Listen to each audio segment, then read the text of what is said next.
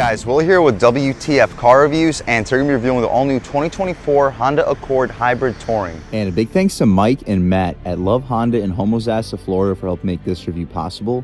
I'll leave a link to their inventory below, and if you're looking for a new car or SUV in the Homosassa area, I would definitely recommend checking these guys out and ask for Matt or Mike.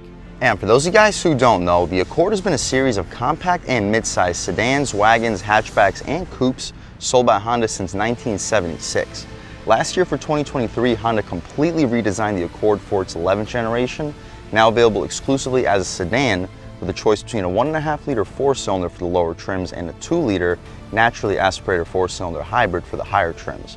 For 2024, the Accord is available in 6 trims, from the $27,000 base LX all the way up to the $38,000 Touring Hybrid that we have here.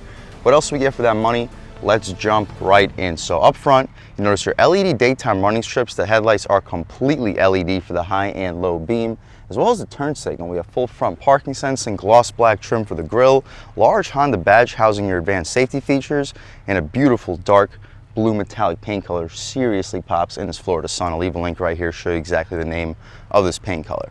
I mentioned the full front parking sensing, really clean looking front end design. The wheel and tire setup is also aggressive for a top touring trim. For a top touring trim, I'd actually expect a little bit beefier of tires, but the ride quality is still absolutely excellent with these super high quality Michelin Green X all seasons. Dimensions being 235/40 R19 and a beautiful black and silver contrasted 19-inch rim design. We have all body color for the wheel well area. We have a little bit of black trim for the front lip and rocker panel side skirt area. Body color mirrors, turn signals on them, blind spot monitoring on the glass. We have a subtle Honda sticker running across the doors and fenders of this vehicle too. Sunroof, shark fin style antenna. A little bit of aluminum trim for the top part of the window trim. Black trim right down below. We get a blacked out B and C pillar. The gas cap is push to open with easy fill. You can throw regular fuel in here too for this 2-liter naturally aspirated 4-cylinder. Same rear wheel and tire setup. The only difference is a smaller brake caliper. More of that black trim for the bottom part of the rear bumper area. Full LED taillights, turn signals, and reverse lights. Chrome Accord badge in the left corner. Shout out Love Honda in Homosassa, Florida for helping make this review possible. In the right corner, we get hybrid touring badge and full rear parking sensing as well. I also like the gloss black trim connecting the Honda badge to the taillights and a subtle lip spoiler that's actually designed into the trunk lid. Hopefully you guys can pick it up on camera. Really clean overall look. Since it's a hybrid, we can't rev up this 2-liter 4-cylinder, but it doesn't sound very aggressive. Anyway, you don't buy an Accord nowadays because of the aggressive sound. Performance-wise, it's still impressive. I believe Car and Driver tested this Accord to 60 in about 6.6 seconds. So no, it's not as quick as the 2-liter turbo that used to be available for the top trims in the Accord, but the fuel economy here is also unmatched. As far as the power plant, here you have your 2-liter hybrid 4-cylinder setup. It cranks out 204 horsepower, 247 pound-feet of torque, enough to get this mid-size sedan to 60 in the mid-6 second range, so definitely not a slouch. You see an aluminum stick connecting your 2 strut towers together and your hybrid setup outside of the 4-cylinder. My hand is burning right now because we do not get hydraulic struts. That's my first complaint with this Accord. With the top touring trim, I would expect hydraulic struts, but really not a big deal. You could just use the prop rod. I was just a little bit lazy and would rather hold it up with my hand. As far as the interior, we get smart access for the driver and the front passenger. Taking a step inside, we can turn the lights back to auto so the car's not yelling at me, but up top we get soft touch, middle portion is stitched, and a gushy soft leather armrest. We can't roll down these windows right now because we just got window tints put on, but you can take my word for it, we do get dual paints here on this Accord. 2-person memory seats, Bose premium audio system, and a solid amount of storage down below. You'll squeeze a foot long with no problem, and a 24-ounce water bottle right next to it. No nameplate stepping inside, but it does say Accord on the all-weather floor mats. The seats are leather, white contrast stitch, and very well bolstered for a top touring trim. They're heated and ventilated, 2-way lumbar control. You can recline, drop, lift, and slide the front seats. Taking a step inside, we can really check it out. So foot on the brake, engine start, stop, and everything fires right to life. But first thing we notice is the steering wheel. All the new Honda steering wheels have been really impressive in my opinion. They're thick, solid 10 and 2, and the 9 and 3 fits perfect in your hands. The horn area is rubberized and well grained. The horn itself, loud and aggressive. People should be definitely getting out of your way. And we do get dual pane windows, so you don't really hear the horn for as loud as it really is. On the left side, we have our volume and skip controls, voice commands too. On the right side, we have our active steering and radar cruise control. All could be adjusted on the steering wheel. We have paddle shifters too for the CVT transmission. Auto headlamps and auto high beams. The stocks have a really satisfying click. And as you see, you can see when you actually activate the brakes with your little Accord heads up display. And you can also see the turn signals there as well. Hopefully you can pick it up on camera. Anyway, on the right side, we get auto rain sensing wipers too for the top touring trim. To the left of the steering wheel, we have a tilt and telescoping steering wheel. However, the telescoping function, I kind of wish it pulled out a little bit further. We also have our hood latch release and trunk release in the left corner. A little bit of gloss black surrounding your Civic style air vents. I really like how Honda's been doing this for all their new vehicles outside of the Pilot. We get some soft touch above it, soft touch with the entire dashboard, and we get the larger 12.3-inch infotainment system. Home screen, you guys can check it out. We have Maps, Phone, FM, Play Store, smartphone projection, Power Flow, Amazon Alexa, Google Assistant, trip computer settings, 3 sets of settings, USB, AM, updates, Bluetooth, Wi-Fi, display, all apps, clock, Honda Link, and compass. My personal favorite would be to check out the map. We'll check out the map anyway just to see what we have going on. Cool. Next, go to map. Now that we're at the map, we can see the responsiveness. It is excellent. Just like an iPhone, to zoom in and out, you have to press the buttons, but it still responds really, really well. So it's not even necessary to use Apple CarPlay or Android Auto because the Google Maps screen is excellent. You can also see the additional screens on the right side. My personal favorite would be to look at the Power Flow. Cool. We have a volume dial right beneath that, more Civic style air vents, really high quality trim, a little bit of gloss black surrounding it, dual zone automatic climate control up front, and heated and ventilated front seats. We have 2 USB-C ports underneath, wireless charging pad, and leather stitched trim for your knee will often hit. Hopefully you get a good look at the pedals, nice large dead pedal too. 2 cup holders, you'll fit 24-ounce bottles, some pushy things for the smaller bottles so they can also fit nice and snug. Drive mode selector, we get individual, sport, normal, and econ mode. Behind that, we have full EV mode, electronic parking brake with brake hold, gushy soft leather armrest, really one of the softer ones in the business, with a super spacious center console. I'd expect you to fit 10 to 12 12-ounce cans, super spacious, and an additional 12 volt in there as well. The glove box, we can check it out. We have some leather stitch trim right above it. It's not the largest, but it's decently spacious. You'll fit 15 to 20 license plates. Should be able to fit a pair of shoes in there also with no problem. You can also adjust the lighting and the automatic trunk release as well. We have an almost frameless auto-dimming rear view mirror. It's a very large mirror, great display of what you got going on behind you. Our interior lights are LED, and as we mentioned earlier, we have a sunroof. It opens up pretty quickly. We'll see if it opens up any further than this. Probably not. It does not. We could poke our way out of here. It's a beautiful day today in Homosassa, Florida. Sunny. Well, not super sunny. There's one cloud right above us right now, and it's 93 degrees outside. We can shut this moonroof or sunroof right up. We'll leave the shade open so when we hop out back, you can see how much light is brought into the cabin. Sunglass holder too, I didn't mention. And that's about it for the front seat of this 2024 Accord Touring Hybrid. The exterior color is Canyon River Blue with a black interior. You guys can pause, take a look at all the standard features if I happen to miss any. $38,190 for the base price. No additional options, so $1095 for the destinational handling charge totals us out at $39,285. Fuel economy, that's why you go with the hybrid. 44 combined MPGs, 46 in the city, 41 on the highway. So for highway fuel economy, it's not a whole lot better than the turbo, but for city use, it's almost double. So really impressive for a pretty large, very spacious mid-size sedan. Speaking of large, spacious mid-size sedan, let's hop out back, see how much space is offered back there, as well as the overall quality of the materials. So up top, we get soft touch material. That's not the case for the lower trims, and leather stitching for the center.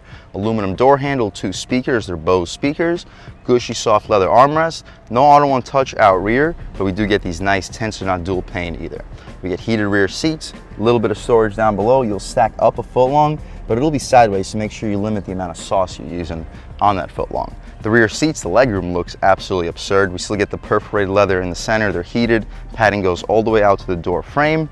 Taking a step inside, we can really check it out. So as far as legroom, this is out of control. I have almost a foot of knee room, headroom. I'm starting to get a little bit close, about half an inch, maybe an inch. They do cut out the ceiling a little bit to allow you to have a little bit more headroom, but I wish they cut it out a little bit deeper.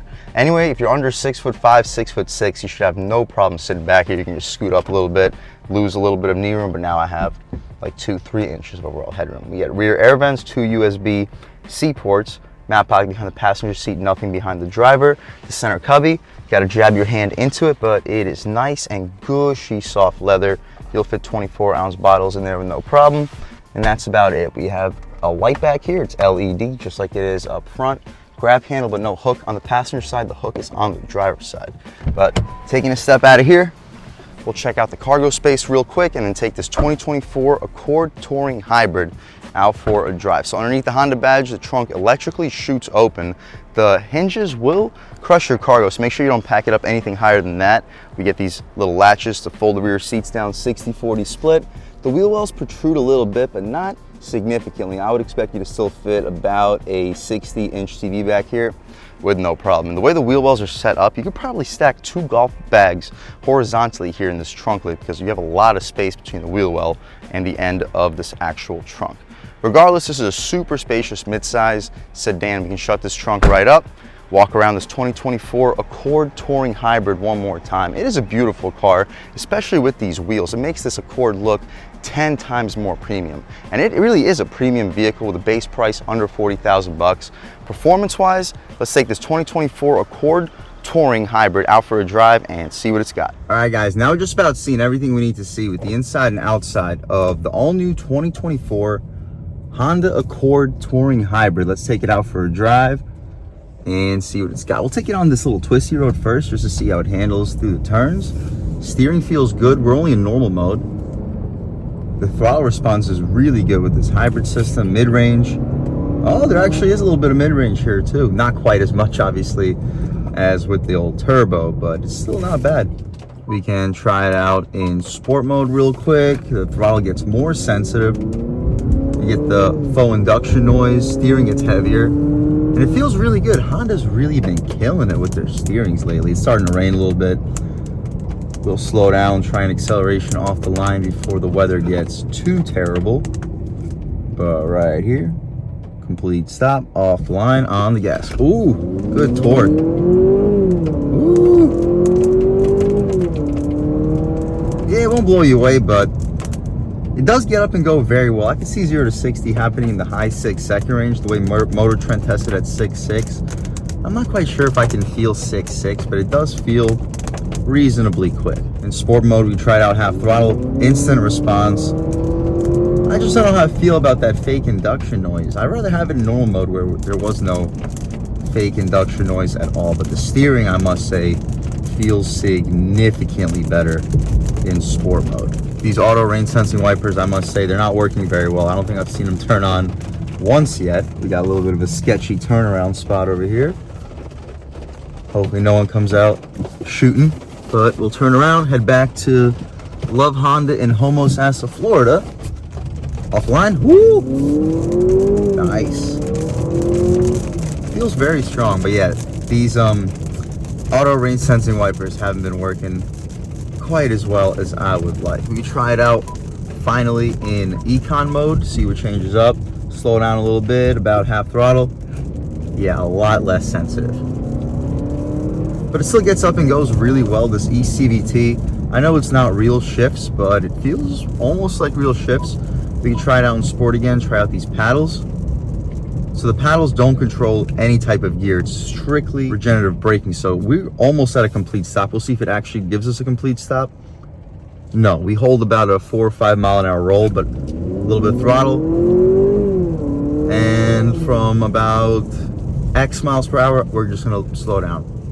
Boom, we've already lost 10 miles an hour. We've lost 15, we've lost 20, 25. Boom, it slows down really quickly, but no, it does not give you a full, complete stop. But anyway, light throttle sport mode feels very sensitive, nice and torquey, especially with this hybrid system. It does give you a little bit more power, but you only really feel it down low. Once you cross about, I guess, 3,500, 4,000 RPM, you really stop feeling that hybrid assist. But a couple more twisties, this time in sport mode. Steering feels good, handling feels good. Ooh, steering feels really good. We complemented the steering with the new Civic we reviewed. And just like the new Civic, this feels really excellent. Better than the Camry, better than the Kias, way better than the Kias, better than the Hyundai Sonata, really just about better than all the competition. This steering feels really, really good. Overall, guys, if you're looking for a sedan, a larger sedan, you need to fit 5 full-size adults in your vehicle, 4 to 5 full-size adults.